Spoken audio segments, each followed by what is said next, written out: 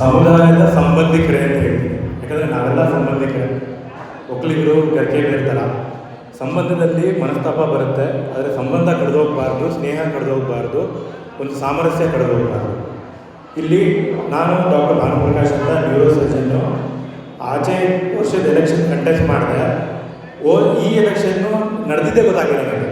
ನಮ್ಮ ಮನೆಗೆ ನೋಟಿಸು ಬರಲಿಲ್ಲ, ನಮ್ಮ ಮನೆಗೆ ಏನು ಎಲೆಕ್ಷನ್ ನಡೀತಾ ಇದೆ ಅಂತಲೂ ಗೊತ್ತಾಗಲಿಲ್ಲ. ಅಂದರೆ ಇದೆಲ್ಲ ಯಾಕೆ ನಡೀತಾ ಇದೆ ಅಂತ ನೀವೇ ಆತ್ಮಾವಲೋಕನ ಮಾಡ್ಕೋಬೇಕು. ಇಲ್ಲಿ ನಿಮ್ಮನ್ನು ಉಪಯೋಗಿಸಿ RBI ಕಂಟ್ರೋಲ್ ಮಾಡ್ತಿರೋ ಯುರೋಪಿಯನ್ ಗೈಡ್ಲೈನ್ಸ್, ಏನು ಸಿರಿಯನ್ ಬ್ಯಾಂಕ್ಗೆ, ಕ್ಯಾಥಲಿಕ್ ಬ್ಯಾಂಕ್ಗೆ ಇವರು ಡೆಪಾಸಿಟ್ ಇಟ್ಟಿದ್ದಾರಲ್ಲ, ಅದಕ್ಕೆ ಯಾರು ಪ್ರೆಷರ್ ಮಾಡಿದ್ರು, ಅದಕ್ಕೆ ಯಾರು ಕಾರಣ? ಆ ಯುರೋಪಿಯನ್ ಬ್ಯಾಂಕ್ಗಳಿಗೆ ನಮ್ಮ ದುಡ್ಡು ಹೋಗಬೇಕು ಅಂದರೆ ನಾವಿನ್ನೂ ಜೀತ ಮಾಡ್ತಾ ಇದ್ದೀವ, ನಮಗಿನ್ನೂ ಸ್ವಾತಂತ್ರ್ಯ ಬಂದಿಲ್ವಾ ಅಂತ ನಾವು ಯೋಚಿಸ್ಕೊಳ್ಬೇಕು. ಅದಕ್ಕೆ ಡೆಪಾಸಿಟ್ ಇಡೋಕ್ಕೆ ಒತ್ತಡ ಯಾರು ಹೇಳಿದ್ರು, ಆ ಸತ್ಯನ ಅಧ್ಯಕ್ಷರು ಭಾಷಣದಲ್ಲಿ ಹೇಳಲಿಲ್ಲ ಅಂದರೆ ಅವ್ರಿಗೆ ಕರ್ಮ ಕಟ್ಟಿಟ್ಟಿದ್ದೆ ಅಂತ ನನ್ನ ಅನಿಸಿಕೆ. ಆಮೇಲೆ ಇಲ್ಲಿ ಕಾರ್ವೇಗೆ ಯಾರ್ಯಾರು ಕೊಡೋದಕ್ಕೆ ಹೇಳಿದ್ರು ಗೊತ್ತಿದೆ ನಿಮಗೆ, ಹೇಳಿ ಕುತ್ಕೊಂಡು ನಿಂತ್ಕೊಂಡು ಭಾಷಣದಲ್ಲಿ, ಇಲ್ಲಾಂದರೆ ನನ್ನ ಶಾಪ ನಿಮಗೆ ಕಟ್ಟಾರೆ. ಆಮೇಲೆ ಇಲ್ಲಿ ತನಕ ಯಾವುದಾದ್ರು ಸಾಲಗಳು ಯಾರ್ಯಾರು ತೊಗೊಂಡಿದ್ದಾರೆ, ಅದಕ್ಕೆ ಯಾರ್ಯಾರಿಗೆ ಲಂಚ ಸಿಕ್ಕಿದೆ, ಅದನ್ನೂ ಸತ್ಯ ಇವತ್ತು ಹೇಳಲೇಬೇಕು, ಇಲ್ಲಾಂದರೆ ನಿಮಗೆ ನನ್ನ ಶಾಪ. ಇಲ್ಲಿ ಈ ಒಂದು ಕುಟುಂಬಕ್ಕೆ ಎಷ್ಟು ಶಾಪ ಆಗಿದೆ, ಎಷ್ಟು ಕರ್ಮಗಳಾಗಿದೆ ಅಂತ ನಾನು ಬಿಡಿಸಿ ಹೇಳಬಾರ್ದು.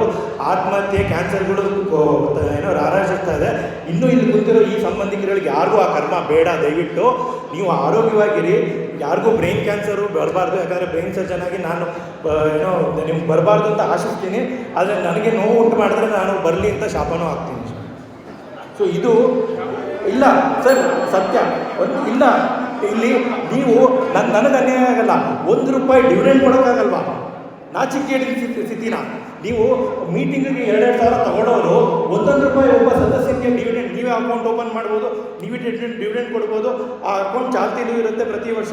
ಅವಾಗ ಯಾವ ಬೇವರ್ಸಿ ನನ್ನ ಮಗ RBIನಲ್ಲಿ ಕುತ್ಕೊಂಡು ನನಗೆ ರೂಲ್ ಮಾಡೋಕ್ಕೆ ಸಾಧ್ಯ?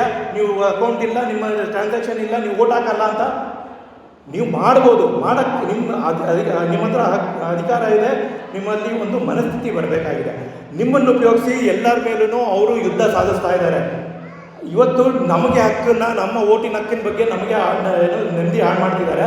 ನಾಳೆ ನಾನು ಬರ್ಕೊಡ್ತೀನಿ. ಕರ್ಮ ಈ ಡೈರೆಕ್ಟರ್ಗಳು ಎಲ್ಲರ ಮಕ್ಕಳು ಮೊಮ್ಮಕ್ಕಳಿಗೂ ಸಾಮಾನ್ಯ ಮತದಾನದ ಹಕ್ಕನ್ನು ಕಿತ್ಕೊಳ್ಳುತ್ತೆ ಅಂತ.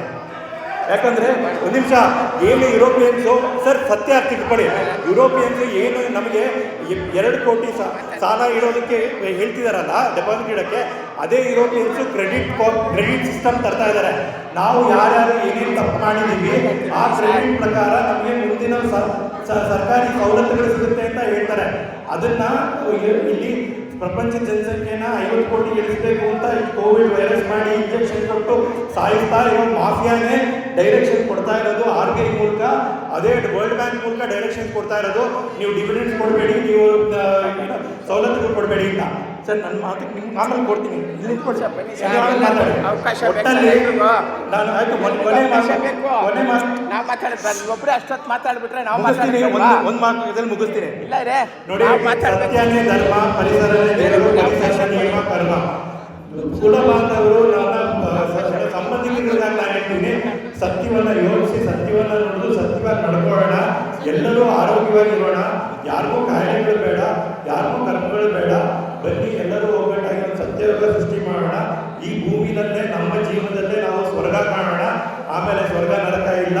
ಇಲ್ಲಿರೋ ನಮ್ಮ ನೀವು ಮಾಡಿದ ಯೋಚನೆಗಳು, ಮಾತುಗಳು, ಆ ಮಾಡಿದ ಕೆಲಸಗಳು ನಿಮ್ಮ ಮುಂದಿನ ಪೀಳಿಗೆಗಳಿಗೆ ಕರ್ಮಗಳ ಕಾಡುತ್ತೆ ಅನ್ನೋ ಎಚ್ಚರಿಕೆ ಹೇಳ್ಬಿಟ್ಟು ನಾನು ಮಾತು ಮುಗಿಸ್ತೀನಿ.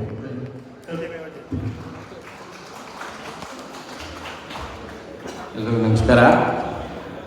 ನಾನು ದೂರವಾಣಿ ಇಲಾಖೆಯಲ್ಲಿ ಕೆಲಸ ಮಾಡ್ತಾಯಿದ್ದೆ, BSNL.